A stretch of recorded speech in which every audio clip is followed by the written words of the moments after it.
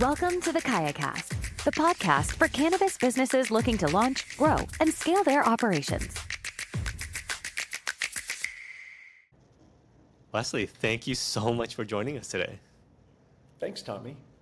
How can a retailer better leverage their suppliers? Retailers is held in incredibly high regard because without healthy and successful retail, there is no supply chain. I'm involved with the Cannabis Distribution Association. We spend an inordinate amount of time trying to lessen burdensome things on retail, even though we're not retailers, because the retail license type is the most difficult, right?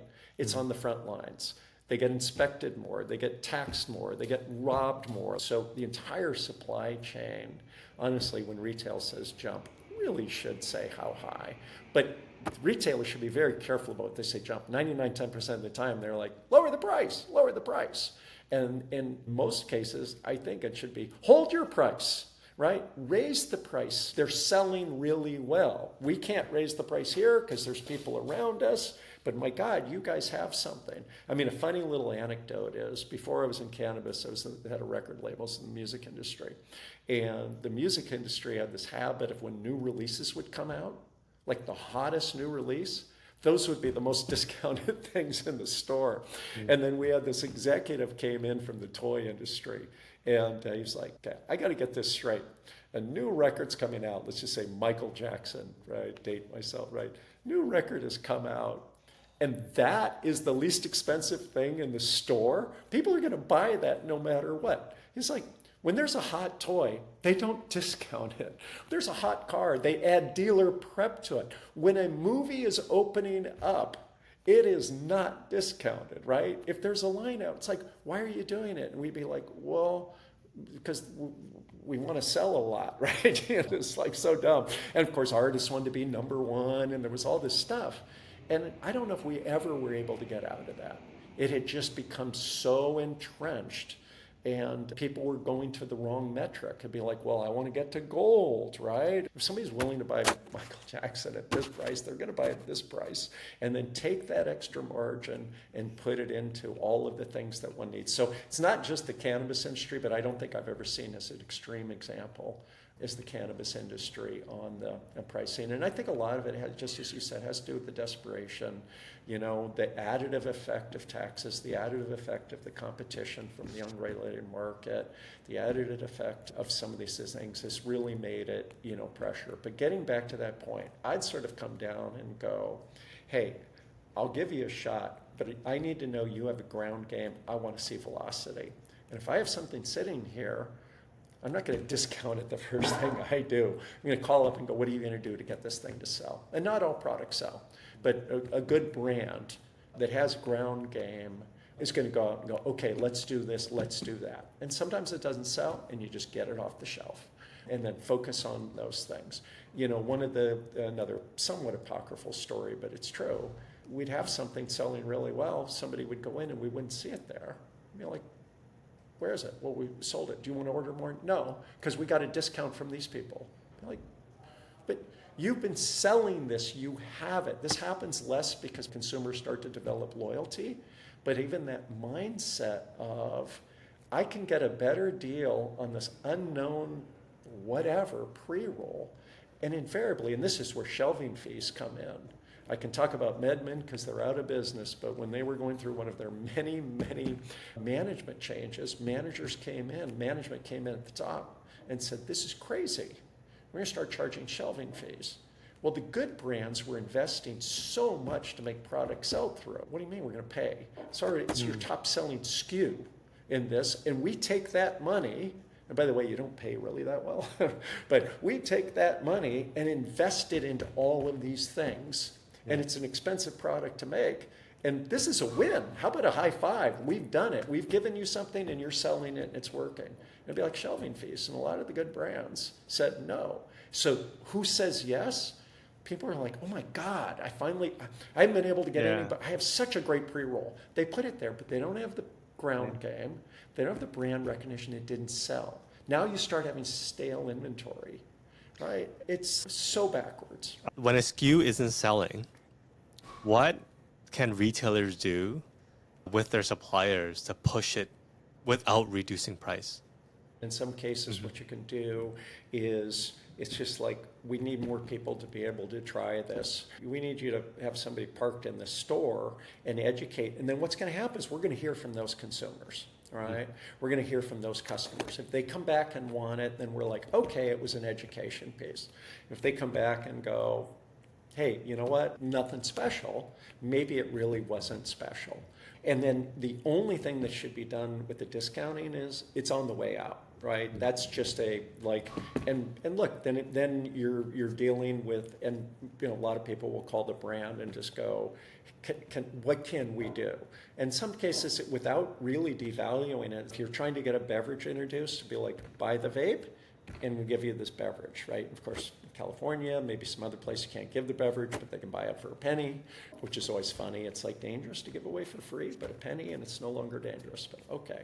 You're doing and saying, we think this thing is great, and we want the first 100 people to be able to sort of try this, and we're going to ask that you fill this little thing out after. There can be these. It's like, how's it being merchandised? Is there any? Did the bud tenders get samples? The difference between a dab and a beverage and a pre-roll and an infused pre-roll, we all know the difference. Somebody walking in, and it's great if the bud tender goes, I've tried this one. This one was this. You might want to be a little careful with this one. They should know. The second thing is, it's medicine. Even people who do not use it for particular medicine, it has all these beneficial effects. And it's just helpful, and it creates a bond of trust. And you shouldn't expect a bud tender on a bud tender salary to be able to buy everything that they need. So one of the things the brands can do is they can figure out ways to get it in, because they can't give them away, but there's nothing that stops them from selling it to the dispensary for a penny, and get those in the hands of the bud tenders. And because if the bud tenders like it, that's gone a long way. And similarly, if they don't like it, you have a product that it's not selling, the messaging didn't connect, and the bud tenders don't like, kind of might have a problem there. What is the best way, what is the best way Sure. to leverage your supplier to train your team? Well, I think one, don't put impediments. Some will say, well, we're going to charge you. If we're pulling them off, then we need to charge you. And it's like, okay. Again, I get it when you're like, they're like, I haven't paid my taxes, and so I'm going to try to squeeze everything. But that's the last thing, because then some brands will go, I won't do that. Yeah. I'll train the dispensary down the street. So I think it's almost like, hey, for me to carry things, I want to see you in here doing it. That's one. Two, have somebody trained how to do it. Right? You can't hire somebody because they love weed, call them a salesperson, and say, go train, and say, this is killer. They need to understand what it is like, what happens. Most important job ever in my life was being a minimum wage clerk in a record store, because I thought I understood music until I saw what the randomness it was when a person walks in and they're looking for something.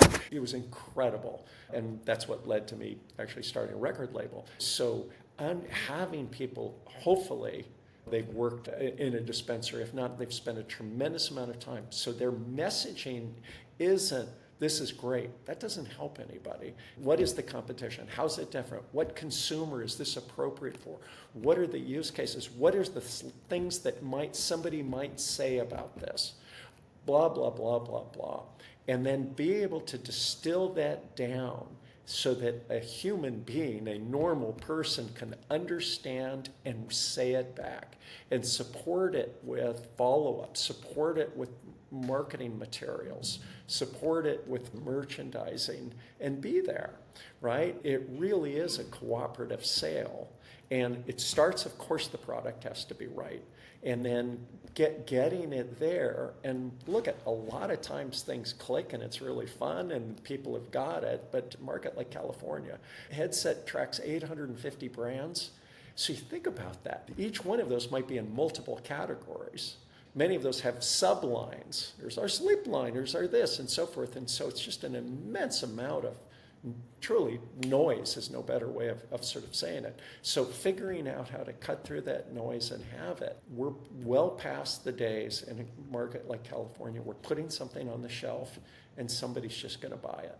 Now there's brands like 710 that have just developed their brand and that brand recognition. And even if somebody gets hired as a bud tender, it's like 710, I've never heard of that. Every other bud tender is going to go, oh, man, you got to try that. Oh, this stuff flies off the shelf.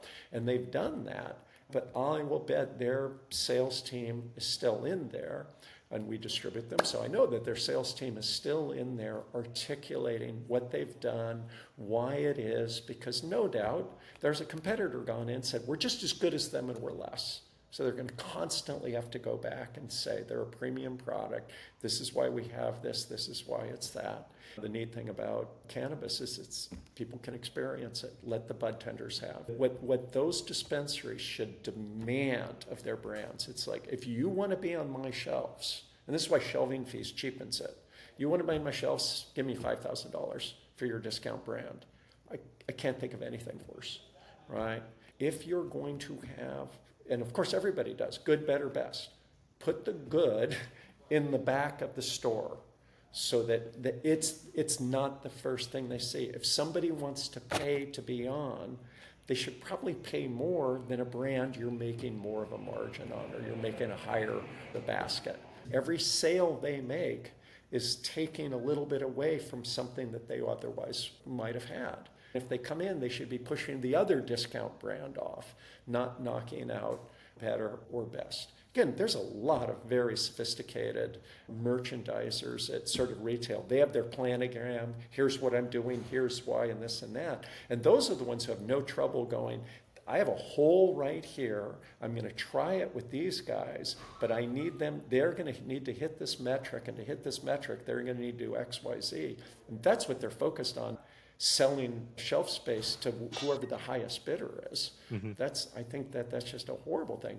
People will spend money to be on shelves. I think you want people to spend money on the ground game, on the training, on the product, on the materials, and the velocity. You mentioned ground game. What do you mean by that? Maybe there's a better term and you can tell me what it is, but for me, that is something where you have a marketing plan, everything from the package to the name, price is a form of marketing, all of the attributes, and then you go, okay, what's our digital campaign? So somebody's going to have, what's our launch, what's blah, blah, blah, blah, blah. And that's all great. But then there's the sort of roll up the sleeves. California is immense. I think it's 800 miles from north to south and a couple of hundred miles across. So it takes groups of people to be spread out through the state who can go into that dispensary and go, okay, what do we need to do here, right? Like I can see that my infused pre-rolls are in with all of these others. We were the first to have this color, but now other people do color, whatever it happens to be. I've been looking at the sales. They're not going what we think they should based on other areas. What do we need to do, right? They're there in that store, in that specific situation, that customer base. Not all communities the same, right? Some places you have 2 dispensaries, right, for 50 miles around. That's going to might call for one thing. Another is you might have 12 dispensaries, it feels like on a street. And so somebody's sitting down and really thinking, okay, what do I do with this? Communities are more economically challenged. All of this stuff, a heavy bias towards flower. And maybe they don't like manufactured products. And yet they'll still do really well once they get kind of over the bias of it. And that's a brand's job. If you want to truly get out there and be able to explain. I mean, getting back to low dose, when people sometimes would sort of turn up their nose and they're like, our consumers, they want the 100 milligram. And I go, I get it. I see the sales. We make them. We have them in our catalog. I get it. But I bet somebody's got somebody at home, their significant other, that might appreciate having something, right? There's all these things. So somebody's going to be there listening, not doing just what I'm doing, which is a lot of talking, but they're going to listen and go, what do you think it would be? And that's a ground game, right? It's this very individualized, they're going, here's what everybody cares about in this thing. We think this would be great. That's ground game. I want to shift a little bit to the California market in general. You've been in this market forever, and you've seen this market evolve over time. what's selling in California today, and maybe that'll give a glimpse to everybody in other areas of the US and what they can expect from a mature market like California. When you get a mature market, one of the things that happens is, and I'll just compare it to limited license markets. In a limited license market, there's probably not enough retail outlets to satisfy demand. Often the border towns are on states that have total bans, and so you have stores that are just doing gargantuan numbers. And life feels pretty good, but there's a little bit of a downside to that, which is you can sell like, hi, I've got weed in this product, and people might buy it. You get to a more open, mature market, and then there's 50 of those, and people have invested in packaging, they've invested in differentiation, they've invested in innovation. And it's the innovation that is really the thing that is exciting. What am I doing with these genetics? What's my cultivation technique? And it's not to eke out more THC, even though, of course, that's one thing. People are really now starting to understand the role of terpenes. So you start creating a blend that's different than somebody else's gummy and somebody else's this and that. Hardware, consumption devices, our brand heavy hitters, we're very excited about leaning very heavily into tablets. Right? We started long ago as flower, but really when we started using the heavy hitters name, it was vapes. We got known very much as a vape company, and then we went into edibles and other things. Even the same consumer benefit from different consumption methods. And a tablet is so discreet, can be used frequently for those who use it frequently. And it has an effect that's very different. That's the thing with California, which is if you don't differentiate, and true of every, I think, very competitive market, if you do not differentiate, and if you're not able to explain and articulate why you're differentiated, then you're going to be compared on price. Yeah. And being compared on price is the death of a brand. Everybody is struggling in California to various degrees. So you get this immediate boost, or people can get an immediate boost by a discount. But discount's not a strategy, it's a tactic, and it's actually not a very good tactic. The unfortunate thing is this one person discounts and then somebody else is like, well, we got a discount too. It becomes the new norm. But even more heinous than that, you've now trained sort of the customer that these products that are probably really, truly different. So somebody walks into a dispensary and they see 3 rosins, right? 20, 25, and 30. And there's nothing that's really kind of explaining, and a bud tender has not been trained, or maybe the brand has done a poor job on it. But it's almost like to a consumer, I'm not an idiot, I'm taking the $20 one. Mm-hmm. Well, now that basket size is less. 2 guys won the Nobel Prize, Tversky and Kahneman. They won the Nobel Prize for proving what we've always known, which is if somebody walks in and the first thing they see is $20, then 25 and 30 seems really expensive. Yeah. And then conversely, if they walk in and the first thing they see is $30, but if they only have 25 or whatever, that seems like a really good price. And yet we do, as an industry, try to go counter to this. There's always going to be good, better, best. But it has nothing to do with it being sort of a value. It's the differentiation. And so if somebody says, well, why is this one 60? Well, they're using indoor smalls. They're not buying bulk. It's totally different hardware. The extraction process is completely different. It's doing multiple passes, blah, blah, blah, blah, blah. And somebody might go, you know what, it's worth 20 cents my body, yes. Somebody else might go, that sounds great. I have $40, and what I've consumed before, I love it that's what I want to pay. And then somebody can say, well, we've got something really good for that. But that person maybe over time will go, oh, I'm going to do something special. Maybe they won't, but it hasn't been cheapened. Getting back to your point about California, and it's why I love it, notwithstanding those things, is that the way to get out of that is to innovate, right? It's not putting a prettier box on, having a bigger logo, slapping up billboards all over the place, because people figure that out. If your brand promise is buy one, get one, you've effectively just lowered the value of your product by that. Yeah. And look, I get it, right? We've all been there where you're like, if people just tried my product, they would be able to know how great it is. All right, well then figure out a way for them to be able to try the product, right? Yeah. Retailers should be just going, hey brand, like we haven't seen you in here. You know, turnover is a real thing. You got to come in and train. Your materials are confusing. You haven't articulated. You can't just say you're better. Before I let you go, what can people expect from Mammoth in the near future? What do you guys have planned? Funny thing about being in California, it's all consuming, right? So we will continue to have a significant focus because we get back to that ground game. It's hard, it's a lot of work, and if we go, let's launch in these other states, and of course we'd love to be in these other states, it's hard to do a lot of things. We did launch in New York in part because we actually think this is going to be really a lot like California, and we're comfortable in a knife fight, so to speak. And then as soon as we leave, there's going to be 12 other people saying it, right? We have to be able to succeed in that. If our products don't sell, I know we spend a lot of time talking about if they don't sell, we have to have products that sell, or you don't get on the shelves. There's just way too much competition. So we're comfortable in those environments, but we will expand our footprint into other markets. Our real issue is everything we do is differentiated. Nothing's off the shelf. So when we're going into a state, we can't say, oh, good, you have bulk blank. Like, well, it doesn't do us any good. Doesn't matter, you have the most wonderful sources and the most wonderful relationships and the most wonderful this and the most wonderful that. Ours has to be different and better and unique, and so we have to be able to get directly. And so it takes a lot of time to do that.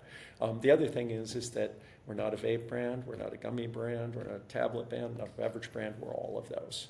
And so and much more, all right? Infused pre-rolls, I could go on. We're hesitant to come out with just one thing because if a person hasn't experienced us before, they're gonna go, oh, like if we just rolled out gummies, you guys are gummies, then if we follow up a year later, whatever happened to be with vapes, they'll be like, that's weird, this gummy company doing vapes. And so we've really worked on what our brand promise is and message, and we feel that being in multiple categories is really important for that. So that first step is a bitch, so to speak, on that. The second thing is we did our first brand acquisition. There's a beverage manufacturer, it's the largest in the country, called Space Station, and we acquired that in 21, and that was our first acquisition. And then we did our first brand acquisition, which is a wellness brand, very popular in California, called Papa and Barkley. And that, we've known about them, we've been in dispensaries with them, we run into them. I have an incredible amount of respect, and there's effectively no overlap with any of our other brands, and particularly with heavy hitters. Heavy hitters is really, honestly, people who value getting high. They're looking for the best. Papa and Barkley is all about wellness. And yet, it's the number one wellness brand. It's a premium brand. The amount that they've invested in their products and their brand and their process and their supply chain is staggering. And because of that, we were like, there couldn't be a more perfect fit.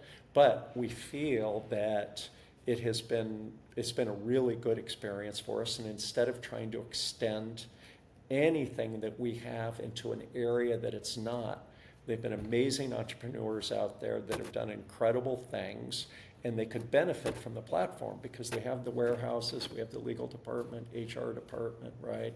We have payroll. We have teams dedicated to sourcing, teams dedicated to dealing with testing labs, every aspect of that. So a brand like Papa and Barkley could come in and just go, I get to be on that platform and just focus on product innovation, which is really hard to do when you're trying to do all this others as a standalone. I know when people, they go, I'm listening to this guy and he's talking about concentration, and concentration's bad because it's going to lead to less choice. In this particular aspect, and what I'm talking about in the stage we're at, it's actually quite the opposite. I think what we have is, like I said, we have entrepreneurs that they've been stifled in innovation from either lack of resources or also having to do all those other things. We would very much love to find people doing things that we couldn't imagine doing in a way that we would have never been able to do as well as them, and then giving them the benefit of the platform. And then we think that's a good thing. We think that's going to lead to more innovation, more diversity of product offerings, more experimentation, because basically people are going to be able to go back to what they did. Most of those people start out because they had an incredible idea about how to do something. So we're really excited about that. Hopefully we'll have more announcements over the next year or so about that. That's awesome. That's really great to hear. And people, our mantra is always people should do more of what they love. And when you start a business, there's a passion. It looks like you open a restaurant, you have a passion to serve people good food, and the business kind of consumes you. You have payroll, you have administration, regulation, all these things. Oh, particularly the cannabis industry. Before I let you go, how can our listeners find you? So, I'm on LinkedIn. I like LinkedIn. And that's probably the best thing. I don't get that many direct messages, so I probably respond to everybody on that. I love to post my thoughts on it. I mean, the only thing, and hopefully this doesn't come across preachy, but I really do believe that we have problems in this industry, and we have to try to fight them. So joining associations, being in associations, contributing to associations, being vocal about these things. And I try to share my thoughts on LinkedIn on those things. I know it can be a little bit of an echo chamber because if you have 1,000 people and they all agree, but I feel like then they're reposting something and so forth, and it helps normalize. I go up to Sacramento and meet with the regulators, meet with legislatures. If they don't hear, they're hearing from people saying milk prices are too high. They're hearing from people going, I don't want dispensaries, right? They're hearing all these different things. If they don't hear from the cannabis industry, we'll never get change. So that would be my thing. I mean, people can reach out to me, but I'd also wish they would just reach out to their regulators and be very vocal. Awesome. Well, we will drop your LinkedIn handle in the description to this pod. And thanks again for joining us. We have to have you back. Maybe the next time we can talk more about the New York market since you guys are going there. Yeah, that would be fantastic. It's really good. Thank you, Tommy, and I really appreciate everything that you do, and I know your retail partners do as well. Thanks so much. Thanks for listening to the KayaCast podcast. We hope you enjoyed the show. Don't forget to subscribe to our podcast in your favorite podcast app or visit our website to access the full archive of episodes from the show.